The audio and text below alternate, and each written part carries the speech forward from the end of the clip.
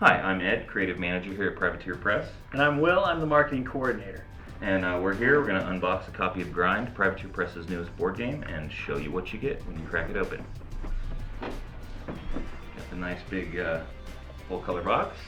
So the first thing you'll notice is that you'll get a couple of quick game reference sheets that will kind of run down the turn sequence as well as the different weapons in the game and the jack statistics.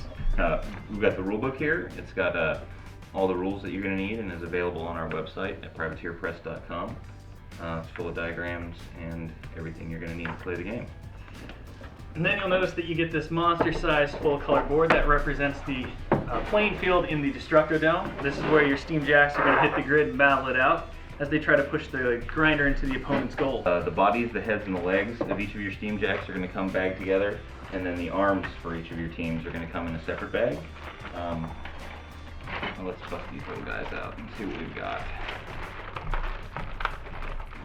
So the large guys, you've got 2 legs, a head, and a torso that you'll assemble to make your team.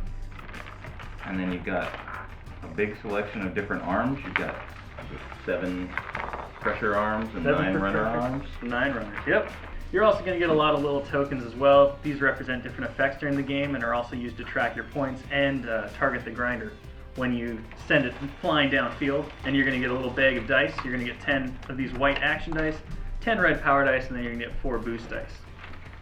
And if you don't know what a grinder is, Will's going to put one together for you. Alright. You take these 2 halves and you kind of just pop them together real simple like, and that's going to be your grinder right there. The grinder is the giant metal ball that your Steam Jacks are going to smack around the arena and try and get into the goal pits. And you've got 2 columns to smash your opponent into, or to get smashed into. Okay. And let's put some of these guys together. So now that we have the game out of the box and we've got our figures assembled, we're ready to set up and hit the grid for a good game of Grind. The first thing you'll notice is that the board is divided into 3 sections. You have a middle section, which is the main playing field, and this is where most of the action of Grind will take place. You also have 2 goal sections. Each goal section is divided from the main section by a colored line and includes the team's goal pit, which are these little yellow-orange sections here. The main object of Grind is to take the grinder and push it into your opponent's goal pit, scoring a point. Most points at the end of 2 periods will win the game. The other thing to note is that the ring around the board is called the gutter. Now these spaces are legal spaces to play. Both grinder and Steam Jacks will go into the gutter and move about during the turn. The gutter has important rules that affect the way the grinder moves, as the grinder, once in the gutter, will only move around the gutter until pushed out by a Steam Jack.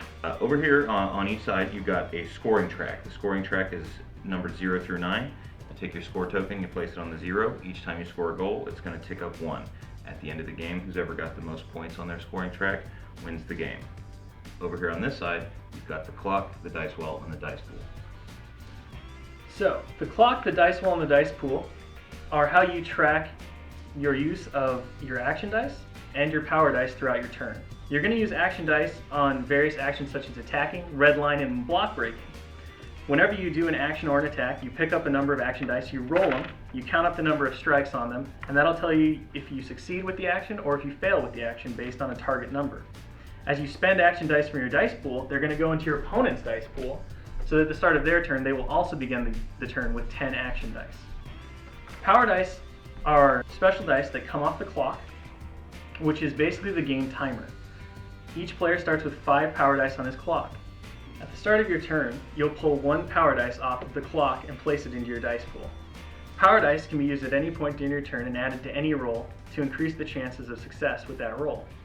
The difference with power dice is once they're spent, you're going to place them into your dice well. Power dice in the dice well can't be used for the remainder of the turn. However, when you take your next turn and pull the next power dice off the clock, you're going to take any power dice that are left in your dice well and place them in your dice pool, giving you more power dice to use on subsequent turns. As the clock counts down, each team will have more power dice available to them, which represents the frenzy to score before the buzzer sounds.